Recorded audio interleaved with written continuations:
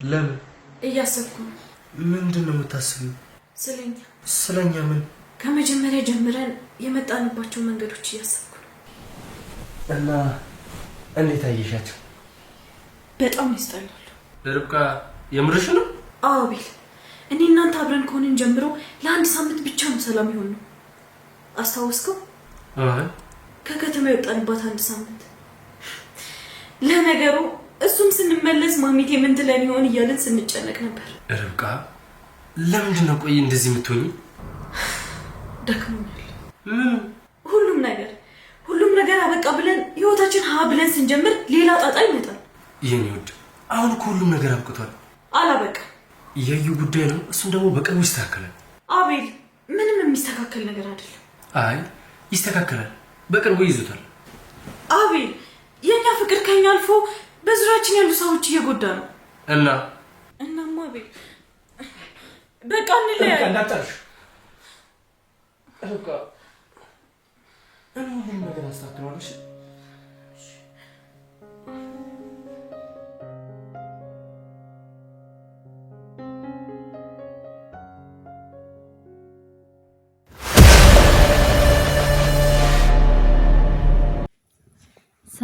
ሰላም ጤና ይስጥልኝ ውድ ቻናሌ ቤተሰቦች እንዴት ናችሁልኝ? ርብቃ ድራማ ክፍል 39 ላይ እንግዲህ እንደምናውቀው በባለፈው ክፍል መቲ እናቷን ማሚቴን እንዳገተቻት ሁላችንም አይተን ነበረ እና መቲ ማሚቴን ካገተቻት በኋላ ባለችበት ሰው ጋር ጓደኛዋ ጋር እንደሄደች እና ደህና እንደሆነች እንድትናገር አድርገው እና ቤልም እንዳይፈልጓት አድርጋለች መቲ ማለት ነው። አሁን ላይ እና ቤል ማሚቴ ጓደኛዋ ጋር ሄደችው ብለው ስላሰቡ እየፈለጓትና የት እንዳለችም እያሰቡ አይደለም። ይሄ ነገር ደግሞ እንግዲህ መቲ እናቷን እንድታገኝ የሚረዳት ይመስለኛል። ምክንያቱም በተደጋጋሚ ከታገተችበት ቦታ ስትሄድ እንግዲህ እናትና ልጅ መሆናቸውን እውነቱ መውጣቱ አይቀርም። ያኔ እዩ ምን እንደሚበቃው ባናውቅም ማለት ነው። መቲ እንግዲህ ከሀገር ለመውጣት ስታስብ በማሚቴ ስለተናደደች ነበር ማሚቴን ያገተቻት እንጂ ምንም ፈልጋ አይደለም። ማሚቴን ስላገተቻት ምንም አይነት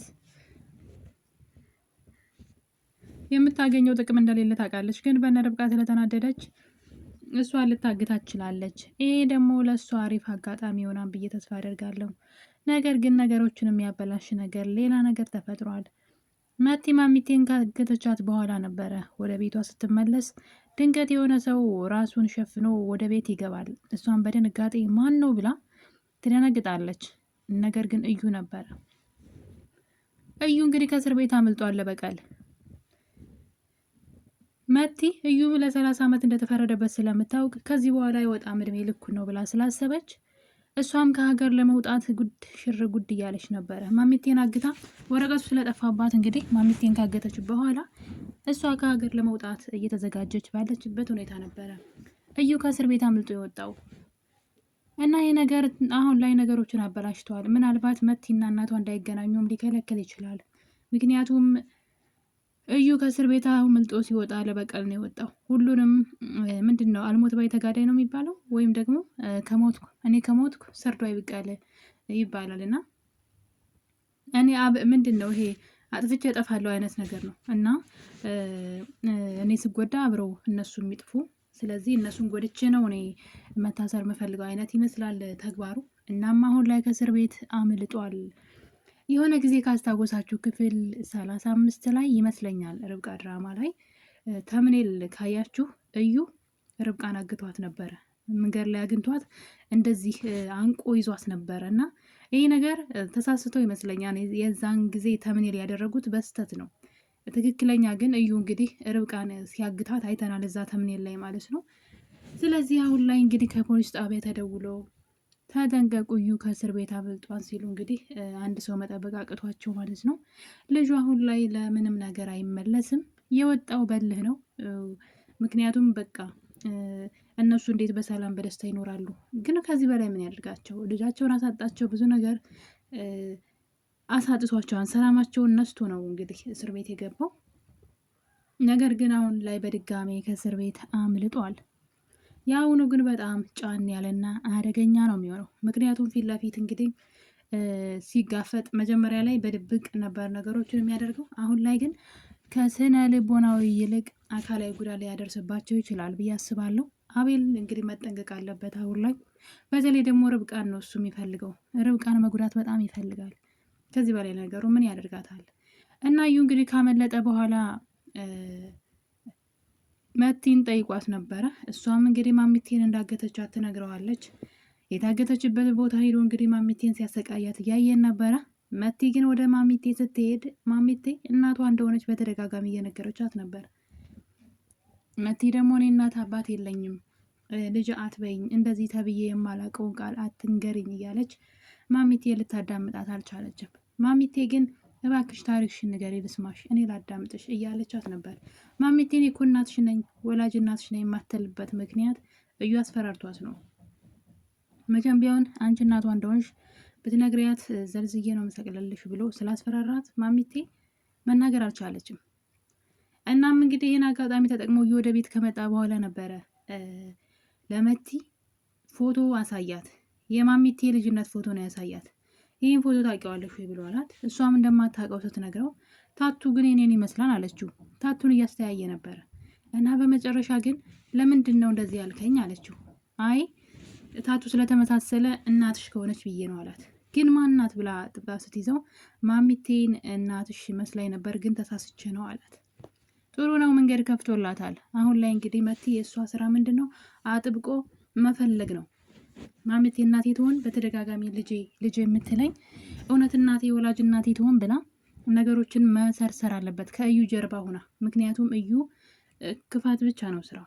አሁን ላይ የእዩን ክፋት በደንብ ስለተረዳች እንደማያፈቅራትና ሆን ብሎ ክፋትን በእሷ ላይ እየሰራ እንደሆነ ስለገባት መቲ ምክንያቱም መቲ እኔ ብቻዬን መሆን እፈልጋለሁኝ ብሏት ከቤት ወጥታ ነበረ። ነገር ግን በር ስር ተለጥፋ የሆነ ወሬ ሰማች። ታቱ አንድ አይነት አይደለም፣ እኔ እኮ አንድ አይነት ነው ብዬ ነበር ግን አይመሳሰልም። ታቱ ተዋትማ፣ ህይወቷን ካመሰቃቀልኩት በኋላ ነው እናቷ እንደሆነች ምነግራት።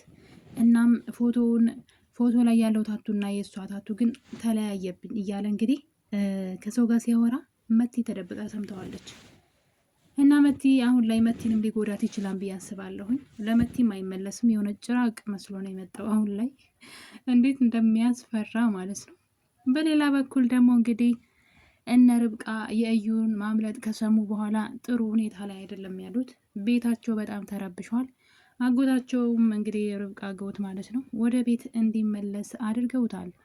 ነገር ግን አሁን ላይ ፖሊሶቹ እየፈለጉት ቢሆንም እሱ ግን ሳይደርሱብኝ ሳይቀድሙኝ ልቅደም ወይም ደግሞ ሳይደርሱብኝ ሳልታሰር አጥፍቼ ልጥፋ ብሎ ወደ ጥፋት መንገድ መሄዱ የማይቀር ነው። እንግዲህ ከሆነ ሰው ጋር እያወራ ነበረ ይህን ነገር የሚያደርግለት ማለት ነው፣ እነሱን ለመጉዳት የሚያግዘው ሰው። ስለዚህ አሁን ላይ በተለይ ርብቃ መጠንቀቅ አለባት። ርብቃም ሪችም መጠንቀቅ አለባቸው። ሪችም እስር ቤት እየተመላለሰች በጣም ስታናድደውና ስታበሽቀው ስለነበረ ሊበቀላት ይችላል። ከምንም በላይ ግን ርብቃ ጋር ነው ችግሩ። ርብቃን የሚፈልገውን ነገር ለማግኘት ከርብቃ ነው የሚጀምረው። ሌላው ደግሞ እንግዲህ ርብቃ ናት። ርብቃ አቤልን እኔ እናንተ መለያየት አለብን እያለች ነው። የመጣንበትን መንገድ ሁሉ አሰብኩትኝ፣ ከመጀመሪያው ጀምሮ አየሁትኝ፣ ትክክል አይደለም አለች ርብቃ ማለት ነው። ብዙ ታግለናል፣ አልሆነልንም፣ ምንም ነገር ለእኛ እየተሳካ አይደለም። ስለዚህ ግንኙነታችን ስህተት ነው፣ እዚህ ጋር እናቁም ስትል አቤል በቃ መቻቻ ምንድን ነው ይሄንን መቋቋም አልቻለም። በጣም ነው የሚወዳትና እንግዲህ እንደዛ ዋጋ የከፈለችለት ፍቅር አሁን ላይ በፈተና የተሞላ ስለሆነ ችግር ከሚደርስብን አንተንም ከምጎዳህ በእኔ ምክንያት ከምትጎዳ እኔ ወደ ህይወት ስመጣ ነው የነገር ሁሉ የመጣው። ከዛ በፊት እንደዚህ አልነበረም። ስለዚህ እኔና አንተ እንለያይ እያለች ነው ርብቃ ነገሩን ቆፍጠን ብላ መጋፈጥ እንጂ የምን መለያየት ነው? ስንት ዋጋ የከፈለችለትን ልጇን ያጣችለትን ህይወት እና ዋጋ መክፈል አለባት። ለዚህ ህይወት አልጋ ባልጋ አይደለችም። በተለይ ደግሞ በፍቅር በትዳራችሁ ላይ ከሆነ ማለት ነው። እና ስለዚህ ርብቃ ነገሩን መጋፈጥ እንጂ የምን መሸሽ ነው? እንለያይ የሚል ሀሳብ እንግዲህ ለአቤል አቅርባለታለች። አቤል ግን ይህን ሀሳብ ድጋሚ እንኳ ብታወሪ ወዮልሽ ብሏታል። እናም አጎቷም ደግሞ በጣም ጎበዝ ሰው ነው። አይ ነው እዩ አሁን ላይ አምርሮ ነው የመጣው። ሰዎችን ሰብስቦ ይዞ በቃ ኃይለኛ ሆኖ ይሄ ምንድን ነው አሁን ለምሳሌ የሆነ ሰው በራሱ ተስፋ ሲቆርጥ ማለት ነው ወደ እናንተ ህይወት ሲመጣ በራሱ ተስፋ ቆርጦ ጥፍት ነው የሚያደርጋችሁ። ለምን በቃ የመኖር ፍላጎት የለውም፣ ስለምንም አይጨነቅም። በቃ አጥፍቷችሁ ያገኘውን አጋጣሚ ተጠቅሞ የእናንተን ህይወት አመሰቃቅሎ ከዛ ምንም ቢሆን ምንም አይመስለውም። መኖር የሚፈልግ ሰው ነገር የሚያስብ ሰው ነው የሚጠነቀቀው። ስለዚህ እዩ አሁን ላይ አይኑን ጨፍኖ ነው የመጣው። ስለዚህ በጣም እዚህ ቤት ጥንቃቄ ያስፈልጋል፣ እነ ርብቃ ቤት ማለት ነው። እና የኔ ውድ ቤተሰቦች እንግዲህ ርብቃ ክፍል 39 ላይ ማሚቴን በተደጋጋሚ ልጅ እያለች እየተጣራች ነው። መቲ ግን እየተረዳቻት አይደለም።